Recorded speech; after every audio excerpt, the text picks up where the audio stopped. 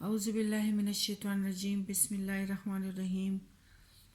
غزوہ احد کا خلاصہ تو ہم نے سن بھی لیا، اور ہمارے رب العالمین پارہ نمبر 4 سورہ عمران میں 121 میں فرماتے ہیں جو میدان جنگ کا منصوبہ تھا اس کے بارے میں، وَإِذْ غَدَوْتَ مِنْ أَهْلِكَ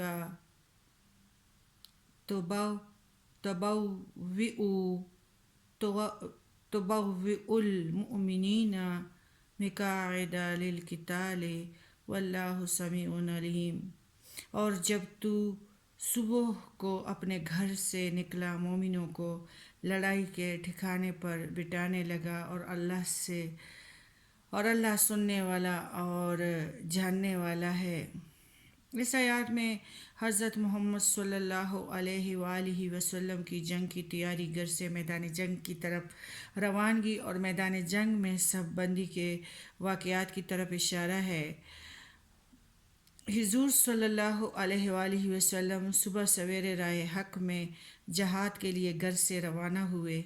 اہل ایمان کی صف بندی کی، انہیں مناسب مورچوں پر بٹھایا اور میدان جنگ کا نقشہ درست فرمایا۔ جو اشارہ دیا جا رہا ہے غزوہ احد کی طرف ہے، اور اس کے بعد مسلسل طور پر اس غزوہ احد کے حالات، واقعات موجود ہیں۔ مناسب معلوم ہوتا ہے کہ اس سبق میں مختصر طور پر اس غزوہ کے حالات بیان کر دیے جائیں تاکہ بار بار دہرانے کی ضرورت ہی نہ پڑے۔ تو اس طرح یہ 3 شوال میں قریش مکہ 3000 منتخب بہادروں کا لشکر لے کر مدینہ چڑھ آئے۔ 1 سال پہلے وہ بدر کے میدان شکست کھا چکے تھے، اس لیے اس مرتبہ بہت تیاریوں سے آئے۔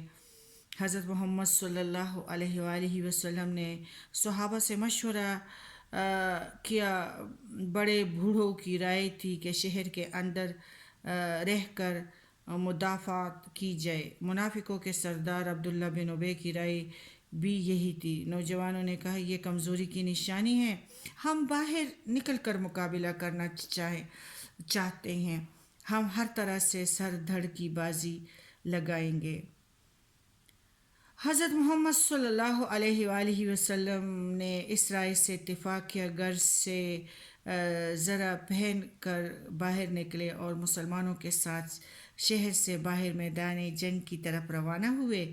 مسلمانوں کی کل تعداد 1000 تھی۔ عبداللہ بن ابی اپنے 300 منافق ساتھیوں کے ساتھ یہ کہتے ہوئے واپس لوٹ آیا کہ جب ہماری بات نہیں مانی تو ہم ساتھ نہیں دیں گے۔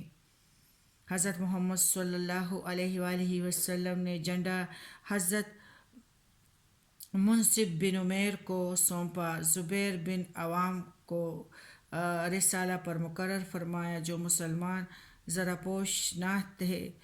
انہیں حضرت امیر حمزہ رضی اللہ تعالیٰ عنہ کی کمان میں رکھا۔ 50 تیر اندازوں کو حضرت عبداللہ بن زبیر کی زیر نگرانی ایک گھاٹی پر معین فرمایا اور حکم دیا کہ اس درہ کو کسی صورت میں نہ چھوڑے۔ ان کی تیاریوں کے ساتھ حق و باطل کا یہ معرکہ شروع ہو گیا۔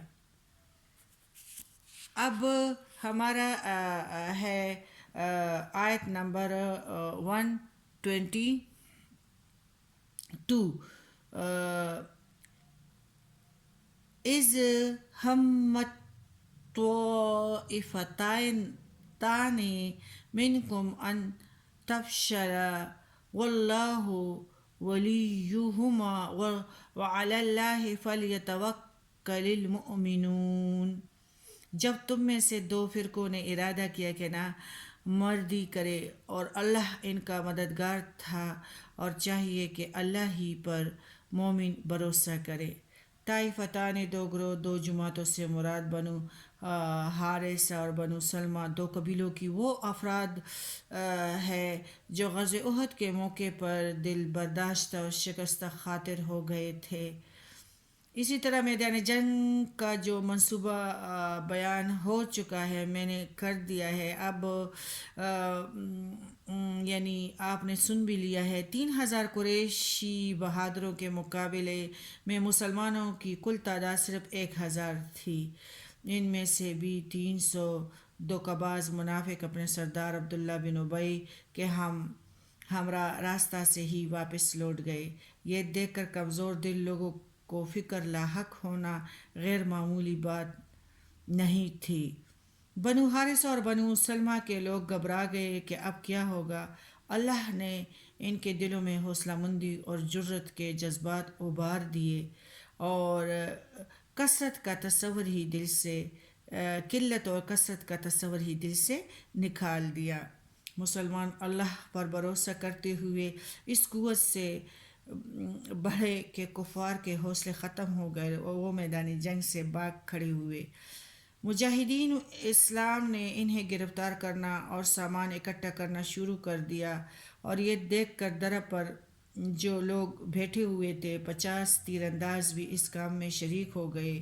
اپنے امیر کے سمجھانے پر اور بار بار پکارنے پر انہوں نے حضرت محمد صلی اللہ علیہ وآلہ وسلم کے خدا کے فرمان کو یاد نہ رکھا۔ خالد عقابی نظر رکھنے والے خالد بن ولید ابھی مسلمان نہیں ہوئے تھے، وہ کفار کے لشکر کی قیادت کر رہے تھے۔ درہ خالد دیکھ کر بھاگتے ہوئے کافروں کی مدد سے خالد بن ولید نے اس طرف سے حملہ کر کے جنگ کا نقشہ بدل دیا۔ مسلمان گھبرا گئے اور انہوں نے جانی نقصان بہت اٹھایا۔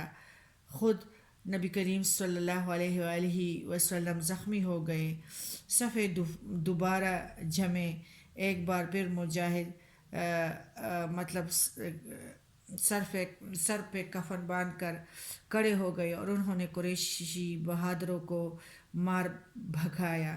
دنیا کو معلوم ہو گیا کہ میدان جنگ میں افراد کی کمی بیشی نہیں، بلکہ مجاہدوں کا صبر و استقلال اور اللہ کی فتح و نصرت کا کام آتی ہے۔